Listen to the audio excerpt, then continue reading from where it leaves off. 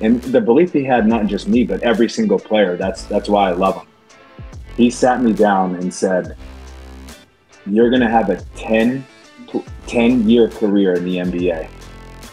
And it just, to go on year 10 now and to hear the belief he had in me when no one else did, I mean, I love him.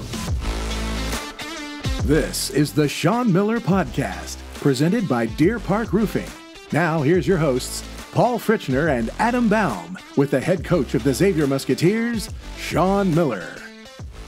Welcome into another episode of the Sean Miller Podcast, presented by Deer Park Roofing and the official payroll sponsor of the Sean Miller Podcast, Payroll Partners. I'm Paul Fritchner, alongside Adam Baum and the head coach of the Xavier Musketeers, Sean Miller. And today, a very special guest, a highly requested one again. It is TJ McConnell. TJ, it's great to have you on the show. We've been trying to get you on for a while, and it's great to finally make it happen here today. To introduce you, you obviously played for Sean at Arizona for a couple of seasons, but before that, you were a standout at Duquesne.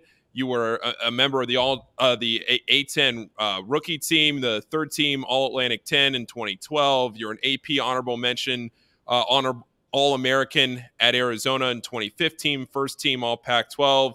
You go to the Sixers to start your NBA career, and then now you are a just standout member of the Indiana Pacers. It's great to have you on the show, TJ. Now, I debated a couple of different ways to start the show, and I figured since Adam and I are Bengals fans, I figured we just open the door to you two to kind of gloat. Wait a second. Just get this out of the way. Unless you're not a Steelers fan, TJ. No, he's an Indianapolis Colts fan. I was watching an Indianapolis Colts game, and there he is. I'm talking about getting 50, 60,000 people jacked up. I don't know what he was doing, ringing the bell or whatever they do over there. He had a Colts jersey on, and I'm telling you, I had to turn the shit off. I couldn't believe what I was watching. But, yeah, so now what? Where do you go now? Because the Steelers play at the Colts on Sunday. Now, how do you go from what you just did to Sunday? What do you do?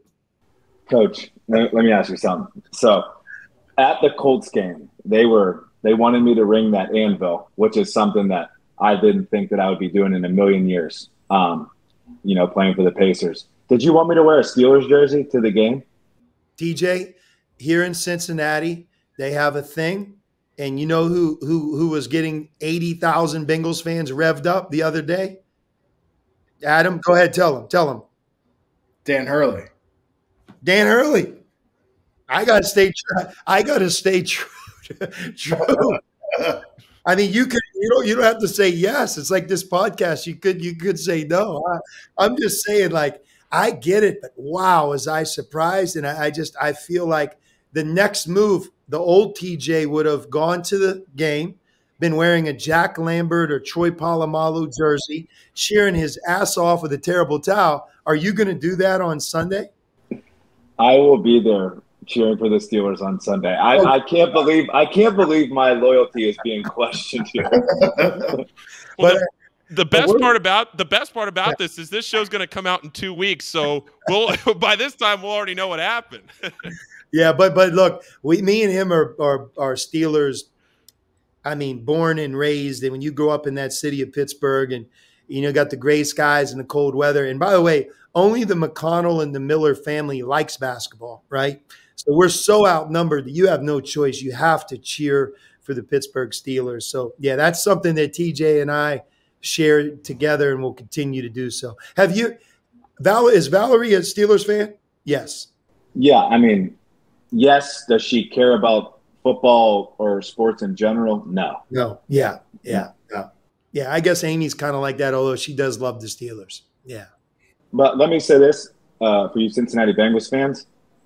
You guys have sniffed success here, for the last couple of years. And now the start of this year coming back to reality a bit, you just kind of really see the standard that the Pittsburgh Steelers set year after year and how hard it is to be consistently good. And I'm not trying to throw a shot at you guys, but it's just the truth.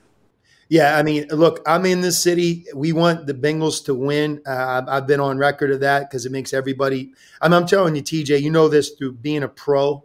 And, especially in Philadelphia where you played for a number of years, like the mood of people from the work day of Sunday through Saturday is really affected, especially in NFL season when you only have that one game a week. I mean, as you know, in Pittsburgh, you go on a losing streak. I mean, people don't even want to go to work. I mean, they're ready to fire everybody. But I think the Bengals, could turn it around with Joe Burrow because he's such a stud. So we were kind of like pull for him, but no. When I saw you in that Colts jersey, I couldn't help but shake my head. Yeah. I'm not surprised that this got brought up. I'm really not. I had about 100 text messages that day too. Listen, I support the Colts because they support the Pacers, but I'm a Pittsburgh Steeler fan through and through. Let's get that straight. Yep, we got that out of the way. One of the things that I wanted to talk to you about today, TJ, is, and I joked about it a minute ago, we grew up in the Steel City, Pittsburgh, and, football is everything. Hey, Friday night football, which is high school football, when you and I were both in high school, I mean, man, that was like bigger than an NFL game, right? I mean, everybody, the school, the town, the community, everybody's Friday night football, right? And, back when I was coming up, I went to Pitt. Pitt football was big. Penn State football was big, and, college football. And then obviously we just talked about the Steelers. But our families, we share that one love, and that's basketball. And there aren't a lot of us that live in Pittsburgh. One of the things that I want you to do is just bring to life like your family, just because not a lot of people truly understand how big a part of the game of basketball is to the McConnell family, how many people have made a living, have played. You think of Susie, who's your aunt. She was like an iconic women's basketball player back in the day when women's sports wasn't covered like they are today. Your little sister, Megan at Duquesne, and your dad. I mean, we could keep going on. Kathy, could you just kind of go through almost like a roll call of maybe how it began, the love of the game, and just what everybody in the McConnell family has done, because I think it's amazing, that part of your story. Yeah. I mean, from the moment I could walk, there was a ball in my hand. And that first off stemmed from my dad. He's not coaching in high school anymore, but he coached high school basketball in the city of Pittsburgh for 30 years. And, my love of the game came from him and going to his practices since I could walk. And then when I got a little bit older, I'm going to my Aunt Susie's practice, who was the head coach at Oakland Catholic High School, a high school in Pittsburgh, before she became the Minnesota Lynx head coach. And then Kathy, like you said, was a coach at Colorado. And, she's a high school basketball coach for the last couple of years. Now she's at Carnegie Mellon coaching. And Kathy played at Virginia. Yep. Right? Susie was an All-American at Penn State. Yeah, correct. So basically at family reunions, every which way, it was all basketball. We tease my Uncle Mike, who is a college official. We said he went to the dark side, and just tease him for doing that stuff. But in the McConnell house and at family reunions and everything, it's competitive and it's just basketball. And I'm sure you can relate to that, Coach. There was times me and my dad, and on Christmas Day, we're going to the gym to get shots up. In the summer, I never had a summer. It was always basketball, and I wouldn't trade that for anything. Yeah, same. I mean, it's almost like I'm interviewing myself, to some degree. But look, even like, let's keep going because, okay, you have Susie. Again, so we're clear, All-American at Penn State. She was an Olympian, right? She won a gold medal in the Olympics. All right. So you have Kathy that played at Virginia. Your dad was a very good small college player, went on to be a coach. Your Uncle Tom coached in college, both on the men's and women's side, for maybe 40 years, if I'm right about that. He was at St. Francis, which is in the NEC. And then he went and coached with my Aunt Kathy at Colorado, and then went to IUP, which is a smaller college in Indiana, Pennsylvania, but he's retired now. So yeah. And you mentioned Mike. Mike was a manager at Pitt when I was a player, right? So, he went to be an official, but I can remember him. I think our time coincided by 3 years we were at least together. And then your brother and your sister both played college basketball at Robert Morris, and then Megan is a really good player in her last year at Duquesne. Yep. Did I get everybody? I mean, for the most part. I mean, and the funny thing is my Uncle Mike, before he went to officiating, he was a high school basketball coach at Carlington for women's. So it's just, and it's everywhere. You know, my Aunt Susie's husband, Pete, he coached at Mount Lebanon women's, and they coached against each other. It's just, you turn every which way. It's just basketball. You know, like you said, my brother, my sister, it's strictly basketball. Yeah. When I was like about, I think 10 years old, let's say I'm in 3rd or 4th grade, you can relate to this. I was playing Little League baseball, and my dad was a high school coach, and I would always go like you, TJ, with my dad wherever he goes. But in this case, because I had a game, I couldn't go to his open gym or his summer practice. And so I was actually disappointed, right? I wanted to go with him to the gym, but I'm getting ready to play Little League baseball. And so I'm getting ready to go down, and I probably lived about a mile from the field, and it was like no one was dropping me off. It was like, find your way down there and you'll be fine. You get the bat and your glove. So I had my bat and my glove, and I'll never forget, he's driving on his way out to practice. He goes, "What are you doing?" And I said, "Well, I'm going to the game, Dad. You know that." And he goes, "You got to go get your ball. Like, you have a mile between the house and in the field. You should, why don't you dribble? You can work on your crossover inside out." You know, I'm like, I thought he was like kidding. And he kind of looked at me and goes, you want to be good, right? So I hustled back to the garage, got the ball. And if you can imagine, 10-year-old, I got my bat, I got the glove in my right hand, and I'm dribbling a basketball, you know, to this stupid game as a 4th grader, 10 years old, in the dugout, you know. And it's those moments that you both love, and you also know, like, you know, how is it coming from Pittsburgh that you made it, or you made it as a college player in my way, for you as an NBA player. It's sometimes doing those things that you never could dream of, looking back, that extra that you did that gave you the competitive edge, you know? Yeah. And I honestly have a funny story too. I was in 1st grade, and my dad had already instilled the work ethic in me that, you know, obviously wasn't as passionate, you know, about the game, but I loved it. In 1st grade, my teacher came up to my dad, because he worked at the school, and was like, you know, "Mr. McConnell, can I talk to you for a minute?" And he was concerned that I did something wrong. She was like, "I'm not sure if TJ's okay, but, you know, he just does this throughout the day." And I'm posing the entire time. And my dad was in shock. Like, the teacher thought that I had an issue, because, you know, during class I was just doing a follow through while she was teaching. And it's one of those stories that we just laugh about to this day. So Adam and Paul, when I was, again, I'm going back so long ago, and which I think is a part of our connection. You know, I'm in Pittsburgh, and TJ's dad is, I think, a little bit older than me. Susie, just a little bit older than me, but we're in and around the same age. The college basketball coach in our area who coached Pitt was a guy named Tim Grgurich. TJ knows him. And anybody who's an NBA player, coach, they call him Coach Gerg. He is an icon. He's a legend. He is as great of a coach as he is. He's one of the all-time great basketball coaches in the game. He's that good of a person. He'll work everybody out. I mean, he's one of the great, player development. He was doing player development before player development was a thing. And right now, I believe Coach Gerg's still working with the Mavericks, maybe a little bit.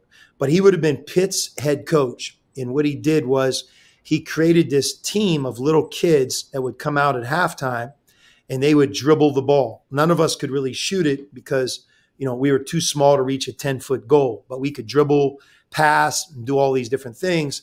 And one of his assistant coaches, if you can imagine this, was in charge of the Little Panthers. That was the name of it, the Little Panthers. So first you had to make the team, and they had cuts. And trust me, if you got cut by the Little Panthers, I mean, you were distraught. I mean, it was like no Christmas, no presents under the tree. So the first deal is you got to make it. And then the second deal is, okay, you make it, you go out at halftime, a lot of pressure, you got to get it done. But if you can imagine, on one of the Little Panther teams, I was out there with TJ's dad and TJ's aunt. It was Susie, Tim, and me, and we were all out there together performing at the halftime of a Pitt basketball game as a little Panther. And I'll never forget, I've talked to Coach Gerg about this over the years. Little did he know, like just starting that little group, how it gave us something to do in the winter. And just you look back on it. I mean, now we're talking about over 45 years later. If you talk to TJ's dad or his aunt, they would bring the same identical thing up as us. Can you imagine how amazing that was? That we were all out there at that time. So we go way back with this game. And it's funny because not a lot of people love college basketball or basketball in Pittsburgh, but it's like the McConnell family and my family. We were tied together with that sport. So TJ, I think the kind of natural next question there is, when you're deciding after Duquesne to go play at Arizona, how easy was that decision, or what went into that decision? Was it as simple as I want to go play for Sean Miller, or was it this is the best fit, or kind of walk us through how that all went down? Yeah, I mean, I think it was honestly a little bit of both. I committed to Duquesne as a sophomore in high school, so I didn't go through the recruiting process. So I kind of wanted to do my due diligence this time. I took a visit to Virginia, who Tony Bennett, as you guys know, is a really good coach, really great guy.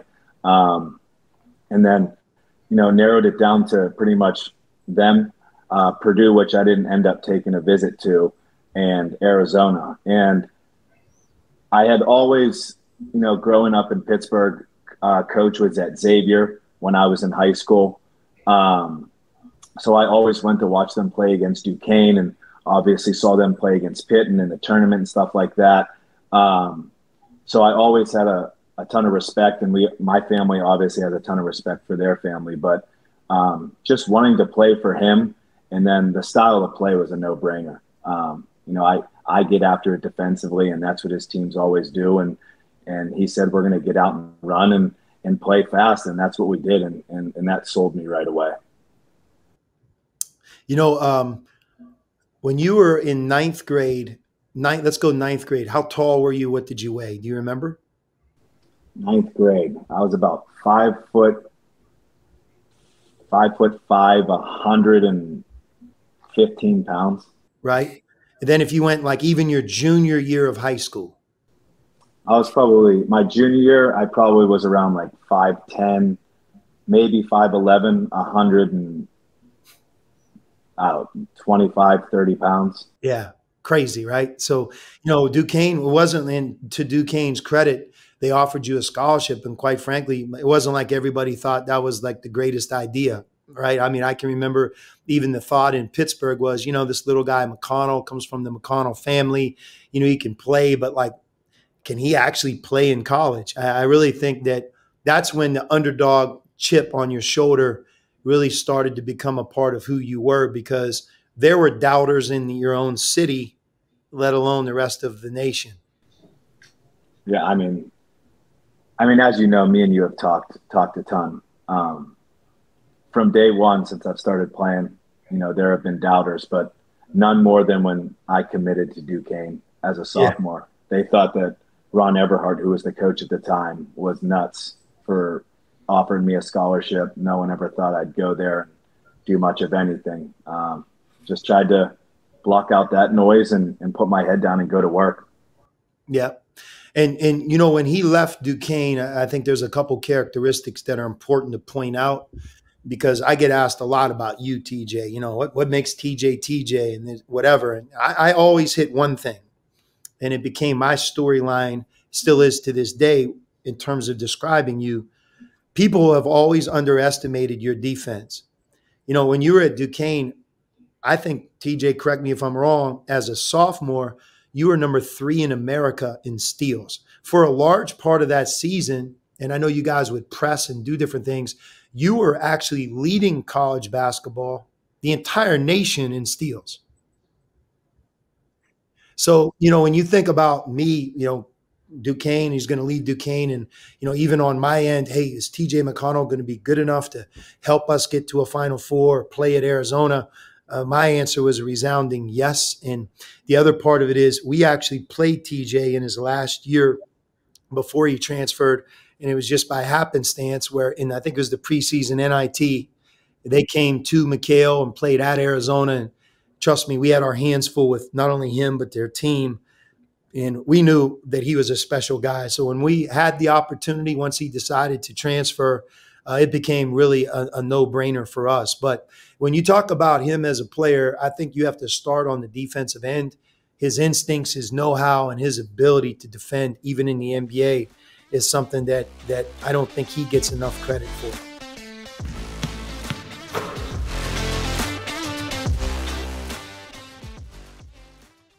The Sean Miller Podcast is proud to partner with Deer Park Roofing, a company that's provided elite service for homes and businesses since 1996 and leads the industry in professionalism, quality, and responsiveness. Whether your needs are residential or commercial, like the outstanding work on the Cintas Center, the home of Xavier basketball, Deer Park can handle any job and ensure it's done right. Deer Park's motto is protect what's important, and what's important to you is important to Deer Park Roofing. Visit deerparkroofing.com. What makes us human? Humanity is found in the actions that redefine care. Actions that we at TriHealth take every day. By seeing those who feel invisible, hearing needs that have been ignored. TriHealth is healing the body and the human spirit, so all can know and live a better life. Welcome back here to the Sean Miller Podcast. We appreciate everyone joining us.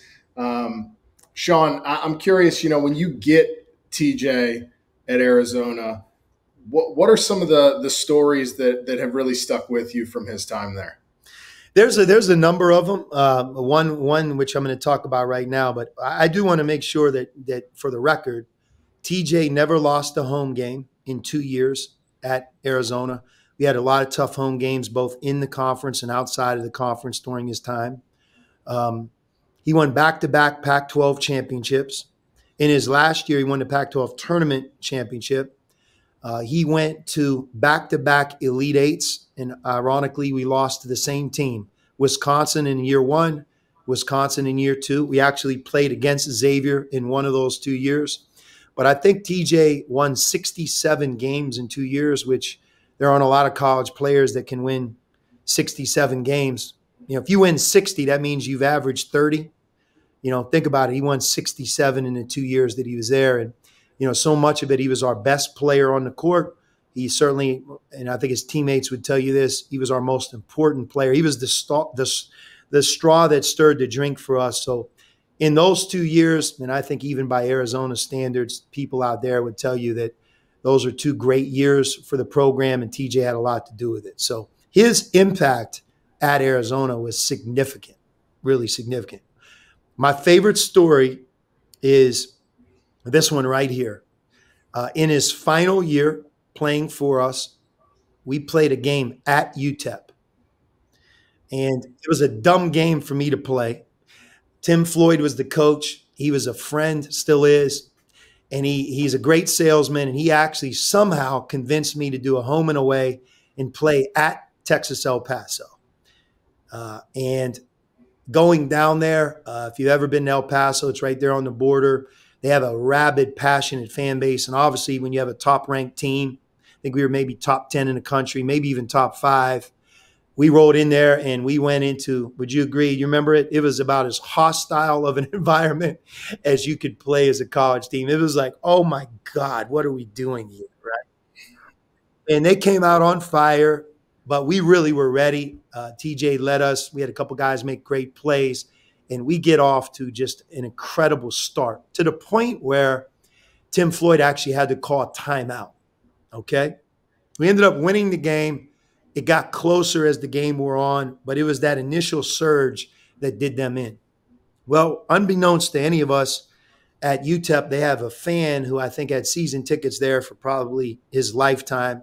He was an attorney. He was older. He would always come in a suit and tie to the game. And he sat, I think, in one row behind our bench, the visitors' bench.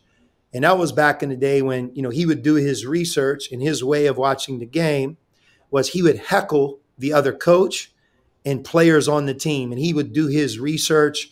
get under your skin, and you could really clearly hear him because he was one row behind the bench. I learned all this after the fact. During the game, he had no idea.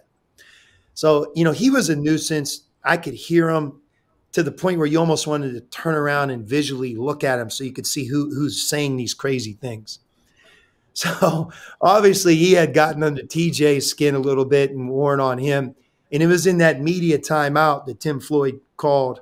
We're in a 30-second timeout, and TJ and the 4 other guys are facing the crowd. So if you can imagine, I'm talking, standing up. He's looking right into that first row. He's looking right at this guy, this attorney who's heckling our team. And TJ says a couple of things. Again, I have no idea what's going on. I'm just trying to keep these guys moving. So everyone's drinking Gatorade. Guys are sweating. It's hot, blah, blah, blah, getting ready to go. Jim is completely crazy. And I break the timeout. And as I break it, something didn't feel right because there was like chaos and confusion. The 4 guys and TJ looked like something happened behind the bench. The guys on the bench were going, and then there's this fan who's this guy who looks like he's ready to climb over the bench and fight our team, right?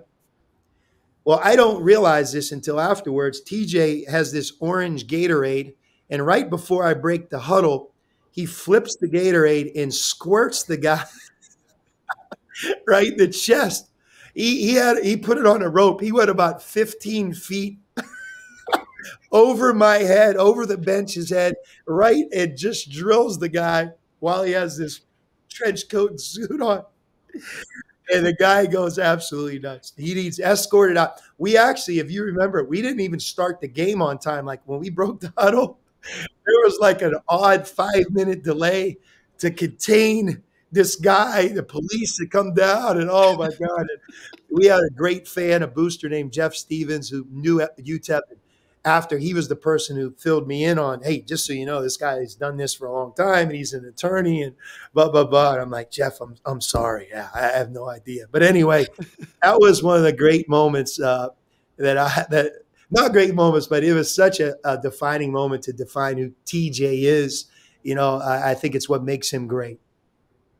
Do you remember that? I do. And I think if I'm not mistaken, I was drinking the orange Gatorade, and he was like, "How's that Gatorade taste, McConnell? How's that Gatorade?" And I flipped it around and I said, "You tell me."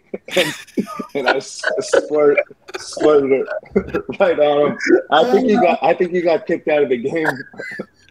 Because of me. He did. He got kicked out. He didn't finish. He got escorted out. He was going wild. Yeah.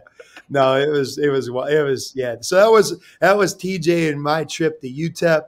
And on a warm December eve in his last year at Arizona. Yeah, that was quite an experience. That was so funny. Yeah. TJ in the NCAA tournament, going kind of along those lines, Coach mentioned, everybody listening to this from a Xavier side, I know you guys played each other in the Sweet 16, and Xavier had somebody on their team at that time who I would say would probably be somebody that would do something along those lines, and that was JP Macura. Do you remember playing against JP? Because he talked a lot about you when he was on this show a few months ago, and some of the stories that he remembers going against you and how much fun he had going against you in that game, and you guys going back and forth with each other. No, I mean, I definitely do. And I know Coach had brought this up to about Chris Mack. The best thing about Coach Miller to me is he knew all the right buttons to press. And him coming up to me before the game and being like, "Hey man, their coach over there, like, I don't know if he thinks you're good enough to play at Arizona. Like, I'm just going to tell you that right now." And, the competitor in me, I was like, "Okay, MFer, I'll show him." And then we get out on the floor, and I'm thinking about that the whole game. It's driving me. And then JP Macura just, subtly gives me like one of those like gut checks, and and he starts talking, and I'm like, "Oh, so we're doing this, and this is what we're gonna do tonight." I said, "My season is not ending tonight. by JP Macura and Coach Mack. I am not letting that happen after what Coach told me. And I think I hit a big three. They were in that 1-3-1 zone where that crushed teams. Teams didn't really know what to do, and he was at the top of the zone. He went under the screen, and I hit a big one, and I'm walking by him at a timeout and was just like, I'm the white boy around here, my guy. Don't start something you can't finish. But me and JP, as a matter of fact, I think that's exactly how he put it as well. He remembered. Yeah. I think he remembered what you said verbatim. Yeah. But me and him are good friends to this day. It's just all in the good competition, and obviously, I mean, a great game to be, a part of.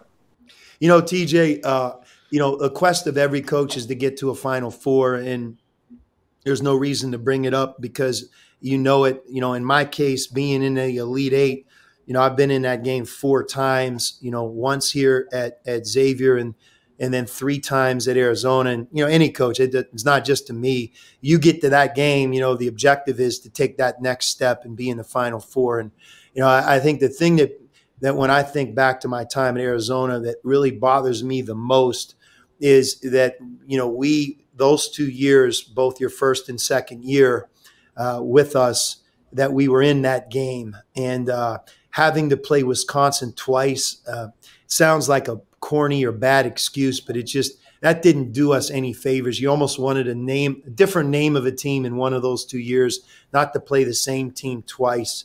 But to be in that Elite Eight and pull up short, that's that forever moment because, it's just there's such a difference between ending it there and then ending it 7 days later in a dome in the Final Four where we can look at each other and say we did it, And I think that's the thing that, if there's a lot of good during those 2 years, that's the one thing that stings, And you can't get it back. And look, you've played in the NBA a long, long time, but the NCAA tournament is it's so magical, right? It's one game, 1 40-minute shot. Not the best team always wins. It's not that first team to win 4 like you deal with now. Yeah, I mean, it's what I signed up for when.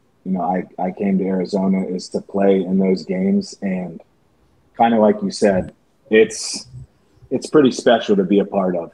That first weekend, and me and you have talked about this, that first weekend is incredible to be a part of with the NCAA tournament, but that second weekend is different. Yeah. It's special, and it feels like every possession matters.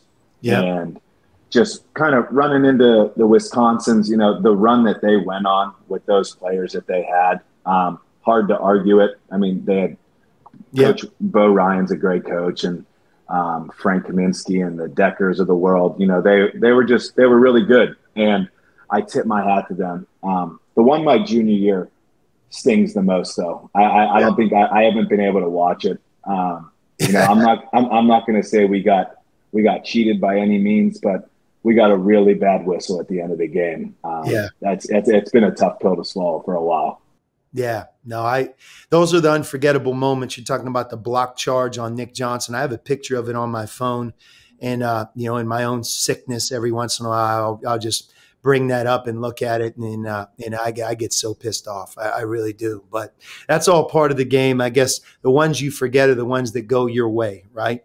But look.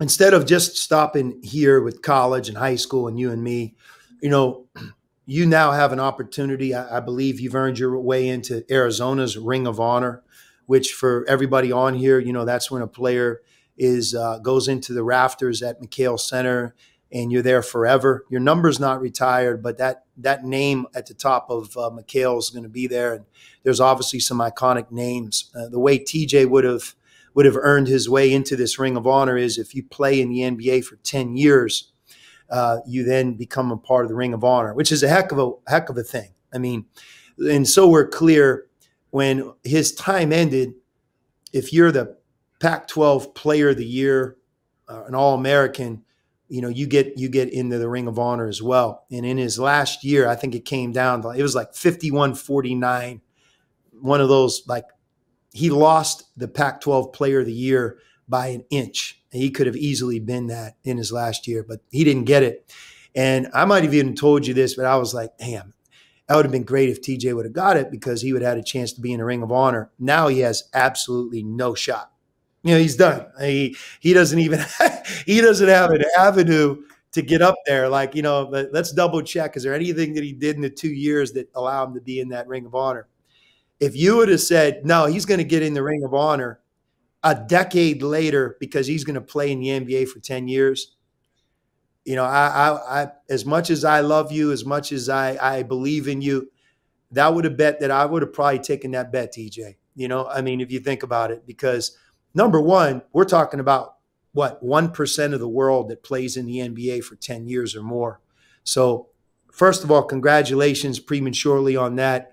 I'm so happy that you get up there, because again, your impact in that program and during my time speaks for itself. And I know when I talk, I'm talking on behalf of your teammates and anyone who loves Arizona, those fans, you deserve to be up there. So I'm super excited that one day you're going to do that. And then the other thing is, I have a question.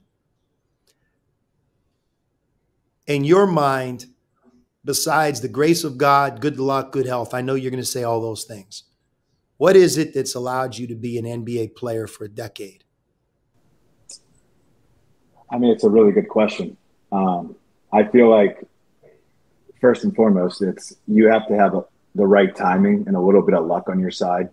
Obviously, the situation that the Sixers were going through, just kind of trying to find needles in a haystack type guys. And but the thing for me is just taking what I already had work ethic wise and taking to the next level. But there's things that people don't realize about your diet, about your sleep.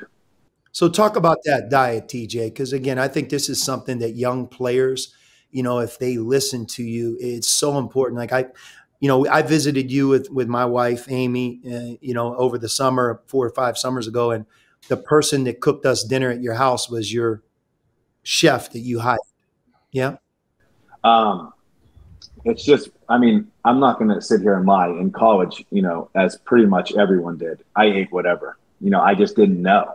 And I got to the NBA and, our strength coach was pretty much just like, his name's Todd Wright, one of the best people in the world. He goes, you've got the body of a truck driver. And, it's stuff like that kind of wakes you up. And so for me, it's really, I'll eat pasta here and there, but it's mostly chicken, fish, and rice. And I try to stay away from bread as much as I can. Obviously, I eat that a little bit more in the summer, to relax, but it's pretty clean otherwise. And when it comes to sleep, you're in so many cities and in so many different time zones. Just getting the right amount of sleep and the right amount of recovery, if you don't take care of your body, it'll break down in an 82-game season. Yeah. No, I think that's one of the things that you have mastered. That's one of the things that just so hard, the discipline it takes, the approach, the commitment. But, to play 82 games for 10 years, that's something that just in and of itself is quite an accomplishment. And, just watching how serious you've taken diet, hiring a chef, going the extra mile. And then how about this, TJ? To me, you also have like a repetitive same routine when it comes to off season, right? You've kept it simple. Like you go back to Pittsburgh, you're not going to LA, you're not going to like a major city. You go back to Pittsburgh where you and Val are from, and then the regimen and how you train your body and how you go about your game, because you've improved. You're not the same player today you were 4 years ago or even a decade ago, right? You're better. But, am I right that you have mastered your way and your routine in the off season as well? 100%. So now I'll start with this and then I'll go to my routine in Pittsburgh.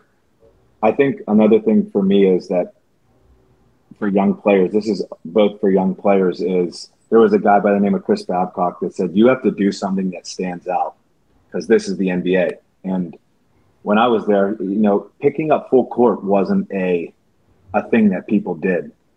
So to me, I said, I have to stand out somehow. I'm not going to be a 20-point per game scorer, get a 10 assists a game, but I'm going to pick up full court and make people work and stand out like that. And it's stuff like that catches, scouts, front offices, coaches' attention.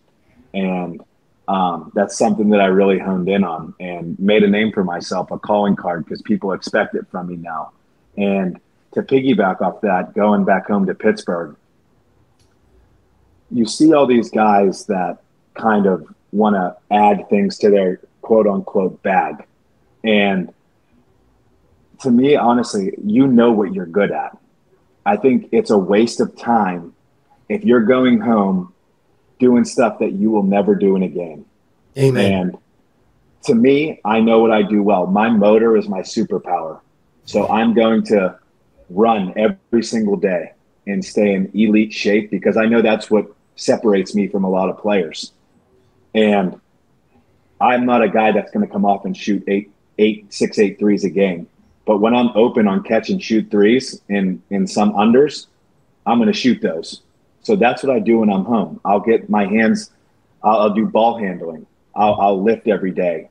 But for the most part, like I said, I'll shoot the spot up threes, and I'm regimented for how many I make. I'm making 20 a spot, for an hour and just go and keep going. And I'm simulating people going under. I mean, you just need a rebounder. That's it. And you put a cone there, you simulate a ball screen, they went under it, you shoot it. But to me, I would be doing myself a disservice if I didn't keep my motor and myself in elite shape, because I think that's what separates me. No, it's your superpower, and it has always been your superpower, and it's a great way to put it. So we're clear, and Adam and Paul, we should have started with this part, but so TJ finished at Arizona.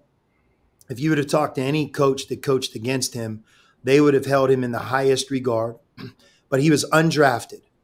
And before the draft, especially back then, his big avenue of at least having an outside chance of being an NBA player is to go to Chicago, which was the pre-draft combine. And back then, more players played in Chicago than they do today. So it was a bigger deal, in particular for somebody like TJ who had no more eligibility left in college.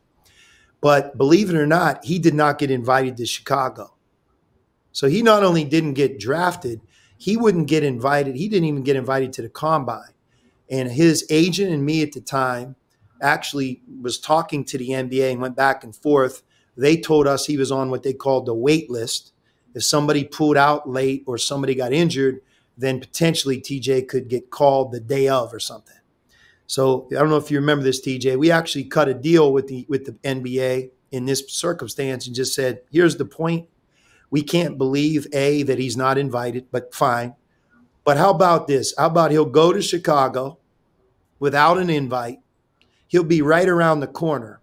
So if anybody goes down with an injury or pulls out, like you say, he's on the waiting list, he'll be there in like 20 minutes. Like he'll be dressed, taped, and ready to go if that happens.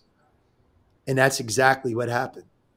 The only reason he got an opportunity to even walk in the combine in Chicago is that he went to Chicago without an invite, hoping that someone would go down. And when they did, hoping that he would get the call. And then when he did, he took it from there.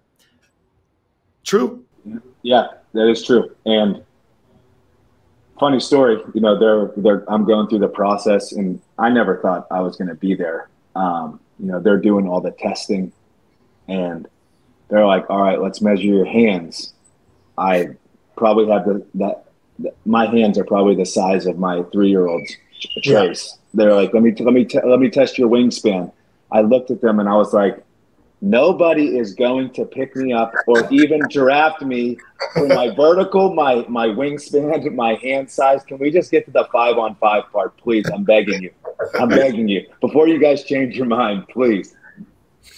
Yeah, no, that was so, and all the players that I coach to TJ, and I always try to explain it to them. And a lot of times they're at the mercy of their parents, or they're at the mercy of a travel team coach or a high school coach or maybe even their brother or somebody in their circle that makes them feel otherwise. But I think you would agree with this.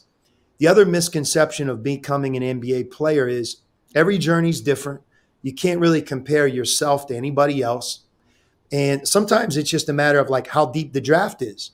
You know, in 1 year, you could have been a first-round pick. In that year that you just happened to be in the draft, it's the deepest that it's been in a decade. You're not a first-round pick. It could simply be that, things that are out of your control. But the point I'm making, TJ, is for the most part, you're never going to be a unanimous NBA player, right? Not all 30 teams, 30-plus general managers are going to say, I love TJ McConnell.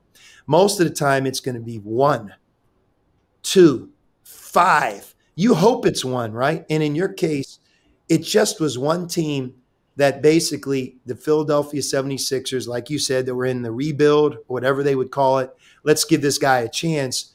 And whether they 100% believed in you, I don't know, but they at least believed in you enough to allow you on their summer league team. And then eventually you earned the invite to their training camp. Yep.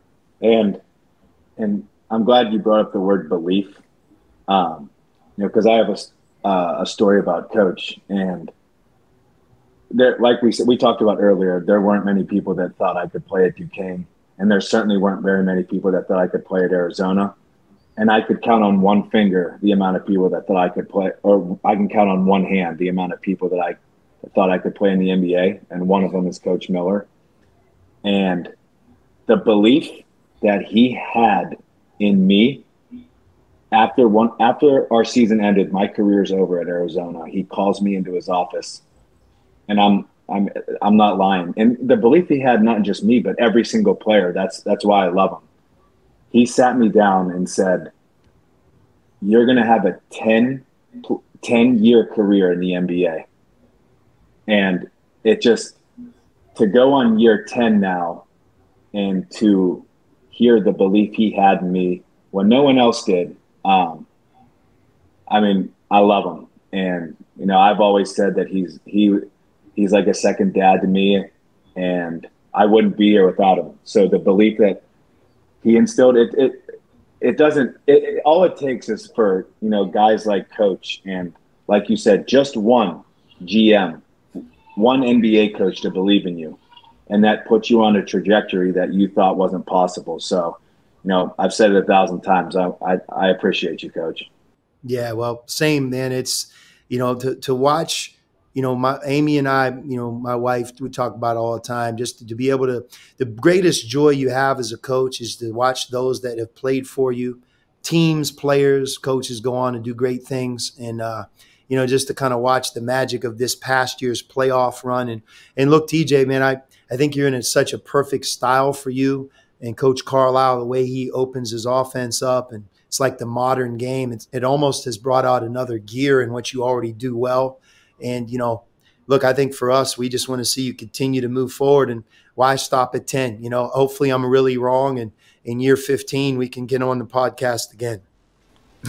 I would love nothing more than that. Trust me. Please.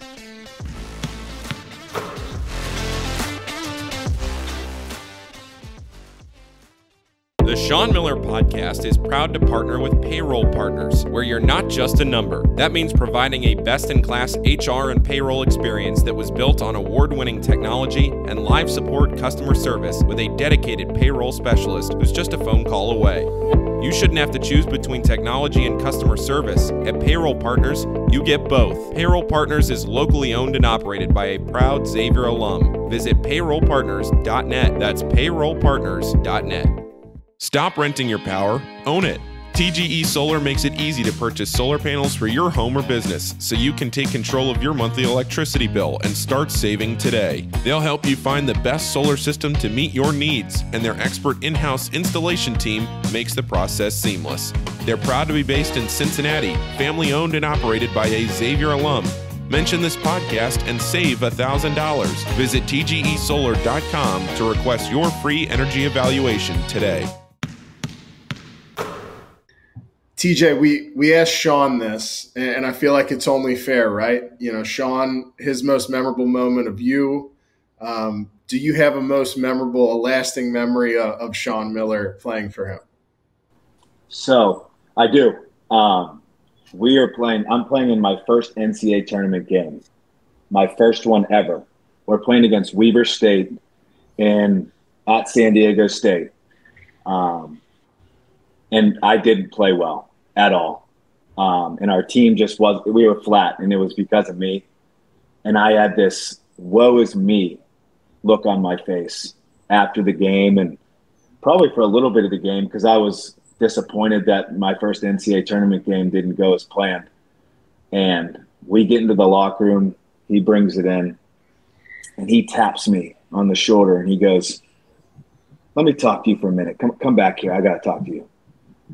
And I didn't know what I was walking into. He takes me back there, and it was shades of my dad coaching me. And I got called every name in the book, left and right. And I come back out, and you see guys, they stop their conversations in the locker room. They're looking at me. They're like, I think one of the walk-ons came up and said, "Bro, are you okay?"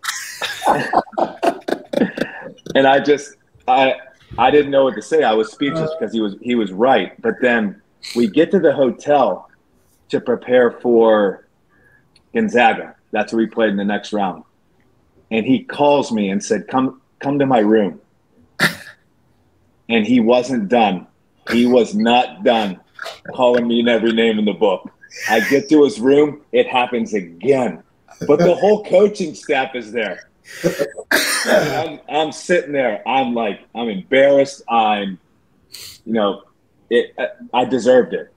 And the best part about it is we come out and play Gonzaga, and we played great. We played great, and we beat them by I think 15 or 20 points. And he just kind of walks by me after the game, taps me on the shoulder and goes, "I knew you could do it. I knew you could do it." He says, "That's the guy. That's the guy right there." And it's just one of those things. Yeah. No, so everything he's saying is right. And if you remember, I think I'm the only coach ever that's probably called him selfish. That was the hot button for him. I said, "You're selfish." He actually, he took everything except when I said selfish, and he said, "Selfish? You just called me selfish, me?" And we were going back and forth, and he was like, "Whatever." My point was simply snap out of it. Okay, you're in the tournament. You've been waiting your whole life to play in it. You're in it. Now's not the time to start going into this weird way where no one has seen you like this before. This is the wrong time to be down on yourself. We need you at your best. This is it. Let's go. And that was my way of trying to snap him out of it.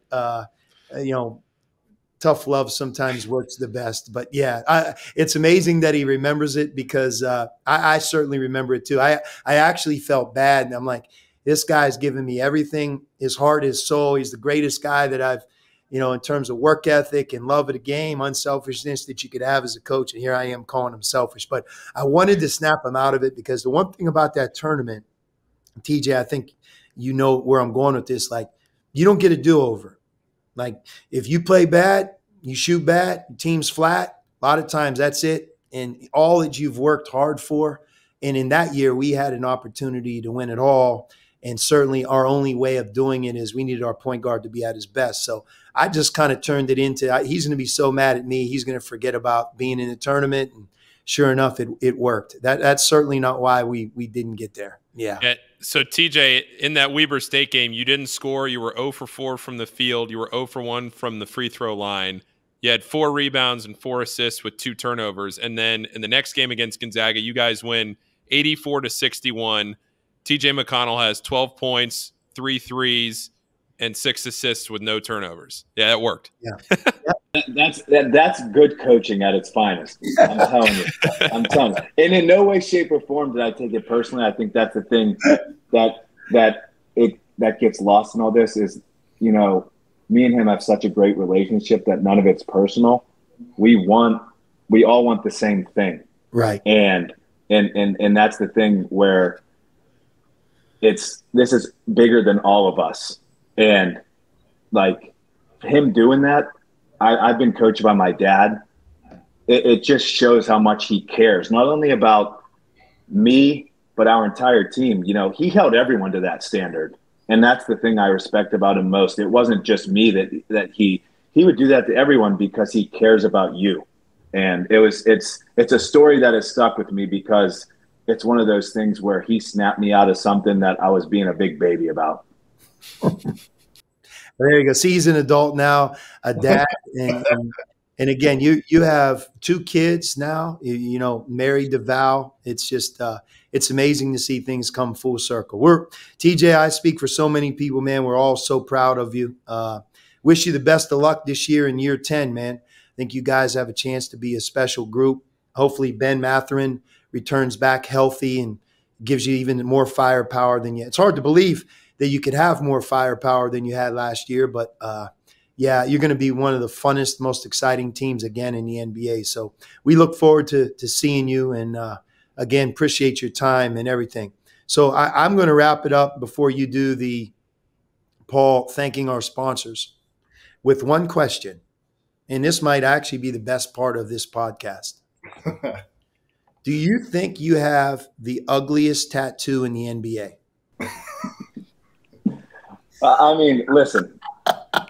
No, it's a yes/no question. No, if you know, and I know it'll never happen, the thousands and thousands of tattoos all went, and you had to vote for the worst. Could you win? I think I could be in the top 10 worst. Listen, they're angel wings on my back. I got them when I was in college, and I don't think there's a month that goes by where I don't hear from him about the angel wings. He just has never let me live it down. Oh, it's so classic. I don't know where you were, who did it, your state of mind, but that's just one moment in time you wish you had back. There's no doubt about it. I don't care what you say. Yeah. It is what it is. It's worked for you. It's worked for you. I appreciate you, Coach. Seriously, you're the best. TJ, we appreciate you coming on. I also want to say you may be our most loyal listener, at least from social media. We appreciate you always listening to the show, or at least watching and listening to the clips, because you're always interacting, whether it's a like, a comment, whatever it is. We appreciate you being a fan of the Sean Miller podcast. No problem. I'm a Sean Miller fan, so you know, I'm supporting him in any way that I can, and excited to try to get down to the Cintas Center and watch you guys play this year. Yeah, that's what I was going to say. We got to get you out to a game. I know it's hard with your schedule, but yeah, I mean, I'm really going to try. I mean, it's not that far, but the schedule is just anytime they have a game, it's usually we have a game. It's just it's tough. And when you guys come up to Butler, we're usually gone. So I'm going to try to get up there this year. All right, TJ. Well, if you make it down here, maybe we do this again in person. I'm sure this podcast could have gone another 2 hours, but with the stories you guys have. So we appreciate you coming on today. And we want to thank everybody for watching, for listening. Make sure you like and subscribe to the show. Leave a rating and a review as well. We want to thank our presenting sponsor, Deer Park Roofing, and the official payroll sponsor, the Sean Miller Podcast, Payroll Partners. For Coach, for Adam, and for TJ, I'm Paul signing off. We'll see you next week on the Sean Miller Podcast. This has been the Sean Miller Podcast, presented by Deer Park Roofing, with your hosts, Paul Fritchner and Adam Baum. Join us again soon for another episode with the head coach of the Xavier Musketeers, Sean Miller.